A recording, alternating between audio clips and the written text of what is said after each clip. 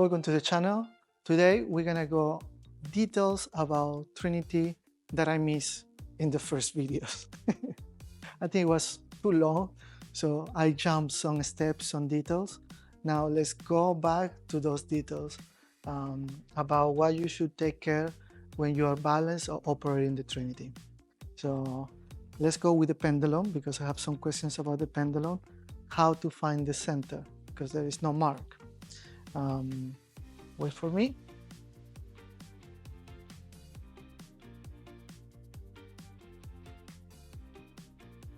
So the pendulum, we have a tool that you can find in ARRI page.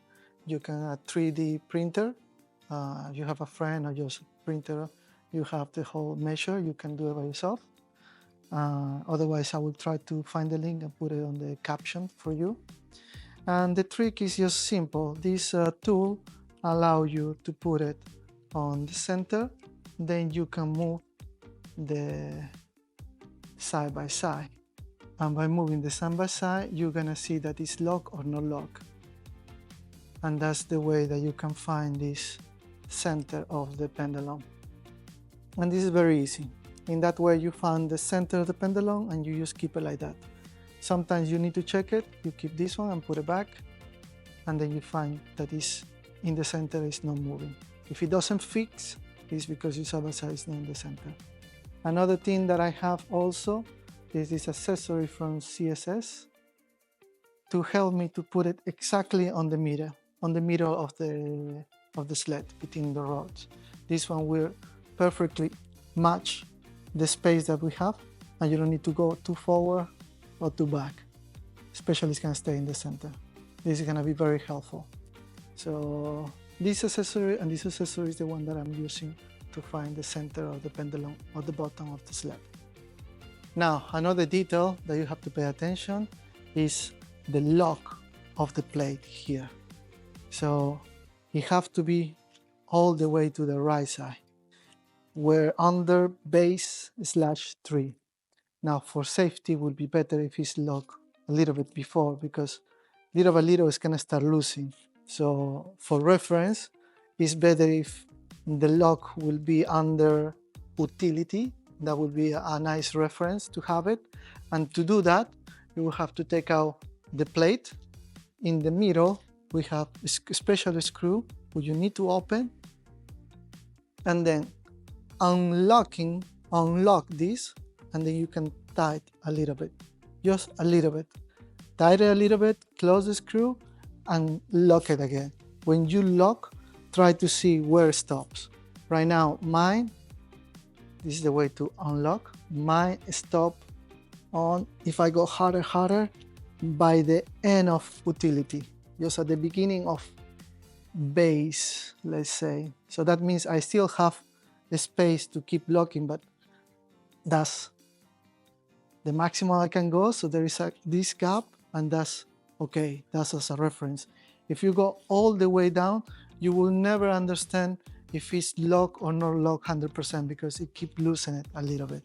So please take always this in consideration when you start balance, that is all the way down, and try to see, open it and lock it if it's really locking or not. If you feel it's a little bit loose, or you can give forward, open the screws, screw a little bit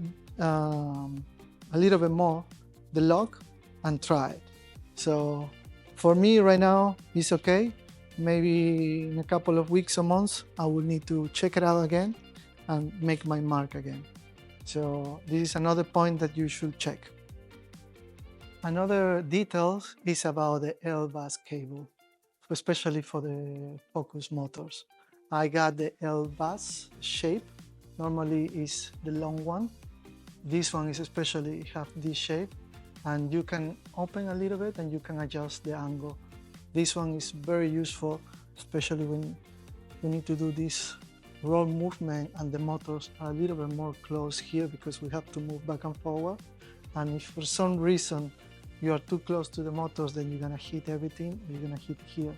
So having this short L-bus is super useful. I totally recommend you to find it, to have at least 2 cables for yourself. I know it's not your responsibility, but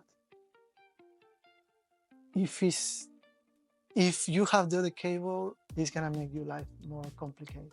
So for keep my life simple, I think about this LBAS and I keep it for myself. So if the focus puller or the production don't have these cables, I have it, and this will allow me to do a better job and to have a better, easy, faster balance.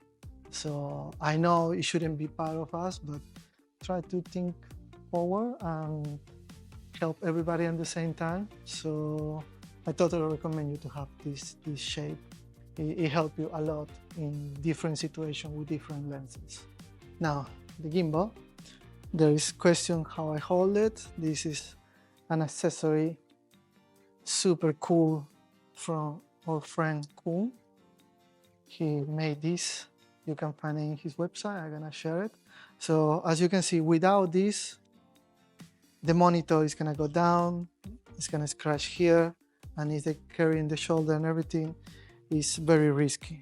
But with this accessory, the holder, perfect. So that's what I have. I use it and I love it. I will put some links about it. And also I have questions about the monitor, the bracket, because the normal one, the one that came with the package, is very short and the monitor is here. It's okay, but for my case, I prefer to keep the monitor far away from the head. As you can see, if the monitor is here, it's very easy to touch the head. So I'm trying to avoid and be able to have more flexibility to move the head in any kind of situation. So the farther it is, the better. Now I put really a long one and that was bad. So I think this distance is already okay, like one hand distance. I have this accessory. Ari has one, but this one is also from CSS forum. It's very nice, strong, and then from the magic arm. Any magic arm will be okay, but like I told you, don't go too far because then it's gonna be too heavy to hold the monitor.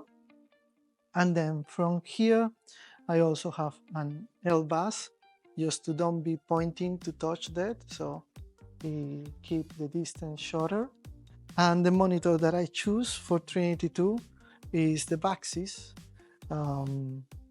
I was using the Transvideo for Trinity 1 and I like it. It was very light, but things are changing. I want to take out cables from here, so I don't want to use the power from the Trinity. So I want my monitor to have a battery power, and this allows me to put the battery. I put one by one, very simple battery, and I think in a full day I change it 2 times, 3 times the battery. So I don't have problem to add the battery on the monitor. It's bright. You have the SD card, and I use the SDI cable. So this is my choice. It's a little bit more bigger than the one I was using, so it's good for me. And that's it. I try all the monitors, but for me, having the SDI recorder, internal recorder, that's one of the main things, so I can watch my playback without disturbing the director or DP that they want to watch the playback. I watch my own and make my notes. So having this recorder option is one of the priority for me. Having the options to put battery or not, take the power, is also another option, and I like it. If someone is making monitors, I think one option will be good if we can have internal power of the monitor. I don't know if that's possible or not, but that will allow me to just, when I'm not working or the Trinity is there, just recharge, and in that way I can avoid to put in the battery there. I don't know, it's just an idea, but so far I'm happy with this monitor and I'm gonna keep using it. So this part is the gimbal, the monitor, the magic arm, and the rest bracket. I hope I answer most of the questions about this part, and I will put all information in the caption about every detail that you see here. Now let's keep going with another information that you were asking. Last but not least is the gimbal. You have to make sure that it's well locked and it's not loose, because the more that we're using and opening for adjust the balance, sometimes it gets loose. So you open, and here with these tools or another tool, you find here enter, and you just twist a little bit to make sure that this is locked enough that it won't move. Now, don't lock too much, don't bend the sled, so just enough force to be able to stay there.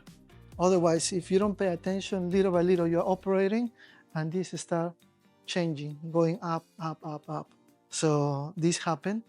Just take care, take a look on that once in a while, check it out, and keep always the tool with you to be able to adjust it. Otherwise, it's going to be very difficult to turn around the screw. Not only in this part, but also in the bottom. You have two of them. So always check on that part with the sled. The last advice that I will give you, that once you did everything, normally that I learn to do it just to make sure that everything is okay. Once you have the Trinity on you, shake it. Like, give a nice shake. In that way you will feel if something is loose or not loose. If you feel or you hear like click, click, click, click, then don't operate, be careful, put it back and try to review quickly what you didn't lock, or it could be lost, or who was the last person adding something on the camera that you didn't notice, or you noticed but you didn't double check. So always make that shake quickly with the Trinity and you will feel it. If it's I hope you don't feel it, that means everything is locked. But if you feel a click, click, it could be this. It could be the blue ring here, because we lock it and we put it back. This is keep moving. It happens to me that when I do the shake, I feel something. I thought it was this or something. At the end, it was the blue ring. So the blue ring, once you have it there, ask your assistant or you by yourself with the same tool, this tool, you can just quickly lock it and make it tight, even in the top or in the bottom. Normally, most of the time when I feel it, it's on the top, because for this reason that we put it on the station and we just put it here to lock and don't move. This friction, it could make this small vibration.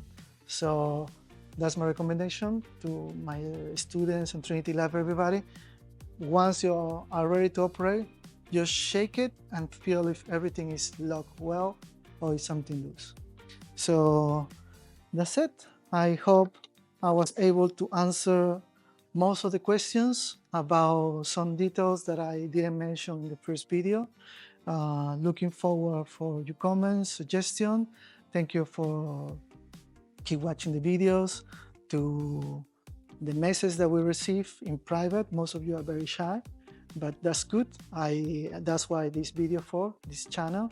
Thank you again and see you in the next video.